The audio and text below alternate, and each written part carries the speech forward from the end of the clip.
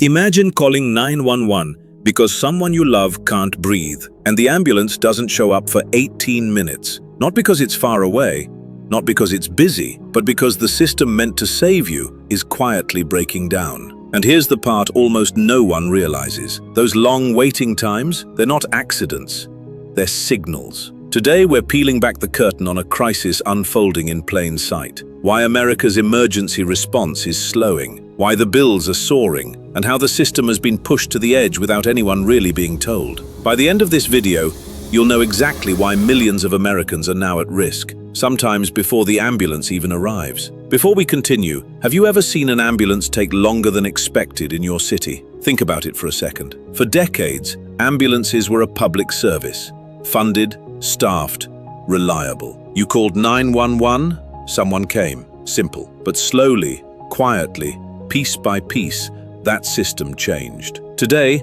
nearly 70% of ambulances are run by private companies, operating under contracts that reward cost-cutting more than quick response. And once you follow the money, things start to make sense. Because the real story isn't just slow ambulances, it's why they're slow. Here's the truth. Some ambulance companies intentionally down-staff crews to save money. Fewer EMTs, fewer ambulances on the road, longer waits for you. And legally, many of these companies don't have to follow national response time standards because there are no enforceable national standards. Cities try to enforce penalties, but the contracts are filled with loopholes. So if an ambulance arrives late, it might not even count as late on paper. Meanwhile, the clock is still ticking for the person waiting on their living room floor. In Colorado, a 911 call for a heart attack waited 23 minutes. In Texas, a stroke patient waited 31 minutes. In rural towns,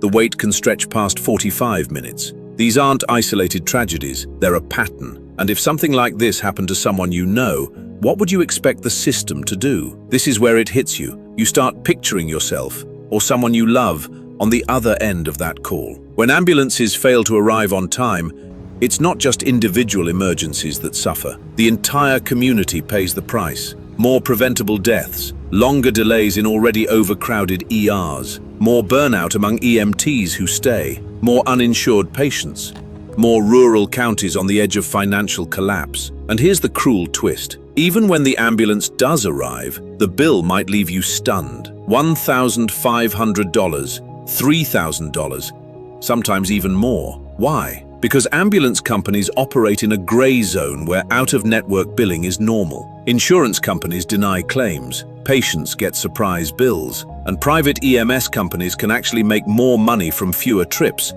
as long as those trips are expensive. So if the money is flowing, why is the system still collapsing? Behind closed doors, ambulance companies lobby states for exclusive territory contracts. That means no competition, no pressure to improve, no real incentive to hire more EMTs or add more ambulances. On top of that, EMTs in many places start at just $14 to $17 an hour, less than some fast food jobs in the same city. So they quit, they burn out, they leave the field by the thousands every year, and the crisis grows faster than anyone can fix it. Pause for a second. Imagine a life-saving job that pays less than retail. What kind of system does that create? The ambulance that saves you isn't failing because EMTs don't care. Most of them care more than anyone. It's failing because the entire structure around them is cracking. Underpricing, understaffing, deregulation, privatization, and a financial model built on billing instead of saving lives. And here's the part nobody wants to admit. If this is what's happening to the service meant to save your life,